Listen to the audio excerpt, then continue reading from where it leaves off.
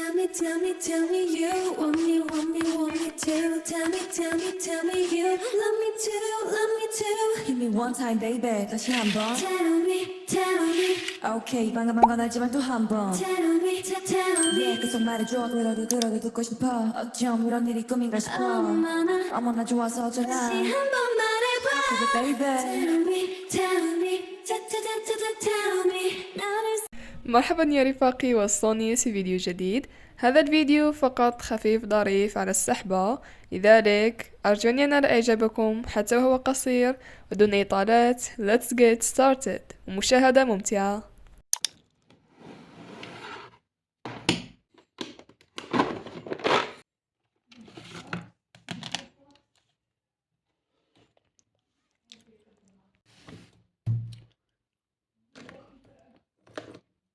التجربة التي قمت بها الآن هي أنني قمت بوضع اللون دون وضع أي عازل من الأسفل، وذلك طبع على الورقة المجاورة. لكن لدي هذه البلاستيكة من الألوان الخشبية، قررت أن أجربها هنا، لو سوف يطبع اللون كذلك أو لا.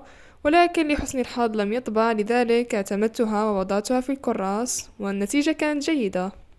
هذه الدرجات الأساسية التي اخترتها للرسمة حاولت أن أجعلها درجات داكنة راقية، نوع من لا نقول ألوان المجلات. لذلك قمت بكتابة فيجيو، أو لا أعرف كيف تنطق هذه الكلمة من فوق، التي هي عبارة عن مجلة مشهورة للأزياء. ونعم، اخترت الدرجات هي نوعا ما ليست متناسقة كثيرا، لكنني حاولت أن أغير الدرجات هذه المرة، والنتيجة في النهاية كانت تشبه شخصية كرتونية. أخذت نوعا ما وقت طويل كي أحددها، شبهت عليها، قلت أنها تشبه شيئا ما رأيته من قبل، وبعد تفكير عميق وتذكر وجدت الشخصية التي تشبهها. سأترك الأمر لكم الآن، حاولوا أن تشبهوها لشخصية ما، واكتبوا اسمها في التعليقات، ومن يجب بالشكل الصحيح يرى الشخصية الكرتونية الصحيحة سأثبت تعليقه. هذه هي أول رسمة أقوم برسمها بعد الدخول المدرسي، أي أول رسمة بعد 3 أسابيع بالكامل. تخيلوا هول المشكلة، لا أجد مطلقا وقت للرسم، وهذا الشيء سيء للغاية، لأنني حقا أريد وبشدة رسم عدة لوحات، عدة أفكار، شخصيات، أفكار للفيديوهات، لكن ليس لدي الوقت على الإطلاق. أن أحاول قدر المستطاع أن أجد الوقت المناسب كي أصور لكم، كي أرسم رسومات جديدة، كي أشارككم يومياتي. لكن الدراسة في الثانوية نوعا ما صعبة، لازلت أتأقلم معها، والتوقيت جد مكثف. أبدأ الدراسة من الساعة 8 حتى الساعة 5 مساء، ولا أذهب حتى المنزل في وقت الغداء، لأن المؤسسة بعيدة نوعا ما.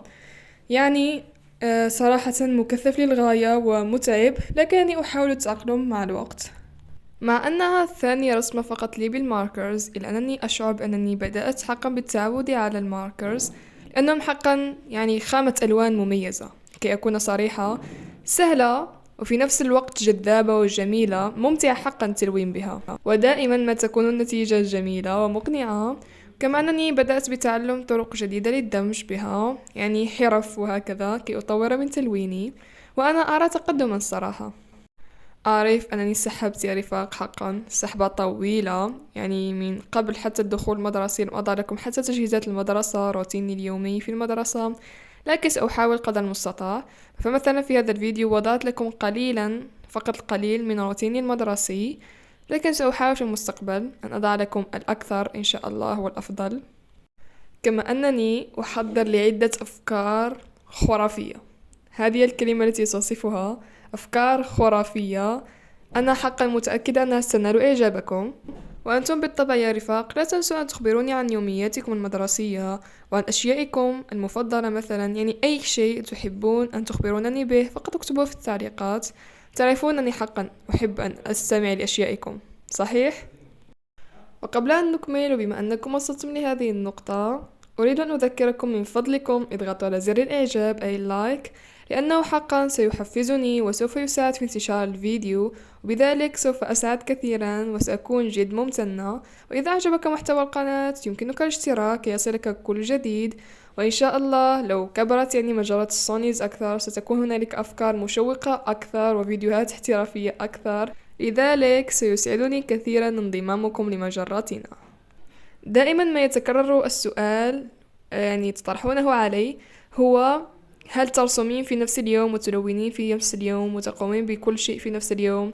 بالطبع هذا سؤال بديهي. لا أقوم بكل شيء في نفس اليوم، فأقوم برسم سكتش في يوم معين لأنه سيستغرق وقت، مثلا ساعتين ونصف إلى 3 ساعات، لكن التلوين سيستغرق أكثر من 6 ساعات، فكيف لي أن أرسم لمدة 9 ساعات متتالية؟ أما عن الخشبي لأننا لا نتكلم عنه، الخشبي أكثر من 8 ساعات، لذلك من المستحيل أن يكون الرسم والتلوين في نفس اليوم، وذلك كله باحترافية. يعني عليك أن تجدد الطاقة.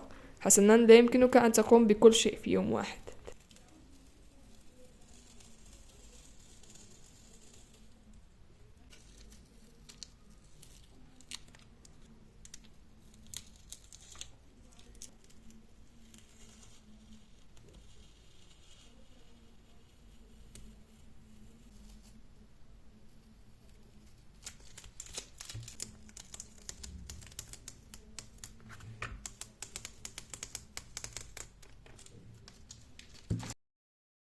بما أن المواضيع نفذت وكذلك طلبتم مني كثيرا يومياتي في المدرسة، دعوني أخبركم عن موقف محرج صار لي أنا وصديقتي في أول يوم في المدرسة. يعني حرفيا كانت مؤسسة جديدة، دخول مدرسي جديد، أول يوم، حتى أن الصديقة تعرفت عليها في ذلك اليوم لم أكن أعرفها كل هذا جرى لنا موقف محرج. حسنا، دعوني أقص عليكم هذا الموقف مع بقية الفيديو. نحن في قسمنا، نحن القسم الأول، ندرس في الحجرة 7 في الطابق الثاني. بعد الراحة على الساعة 10 بعد أن دق الجرس كان الجميع لازال في الساحة قليلا، لكن أنا وصديقتي يعني تحسبا لو كان الأستاذ سينزعج لو تأخرنا صعدنا مبكرا.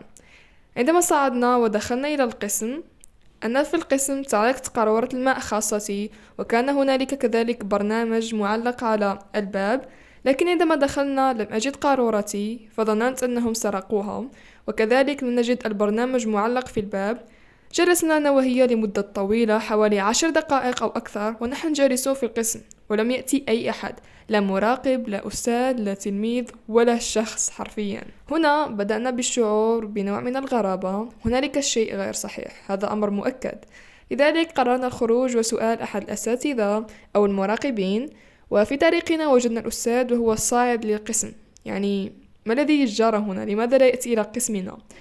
فتوجهنا لأحد المراقبين ويعني سألناه، قلنا له لماذا لا يوجد أي شخص في قسمنا والتلاميذ ليسوا كذلك في الساحة، أي أنهم في مكان آخر. لكنه قال: هل أنتم متأكدون أنتم تدرسون في الحجرة 7؟ قلنا: نعم نحن متأكدون. يعني قال: متأكدون 100%؟ نعم نحن متأكدون.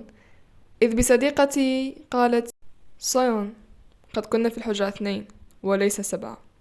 يعني حرفيا ربع ساعة ونحن في قسم ليس بقسمنا، وذهبنا ركضا للقسم خاص بنا، ووجدنا الأستاذ قد بدأ بالفعل الدرس وكل شيء ونحن لم نكن هنالك، لكنه سمح لنا بالدخول ولم يفعل لنا أي شيء. يعني الحمد لله، كان موقف محرج للغاية، والحمد لله أننا تخطيناه.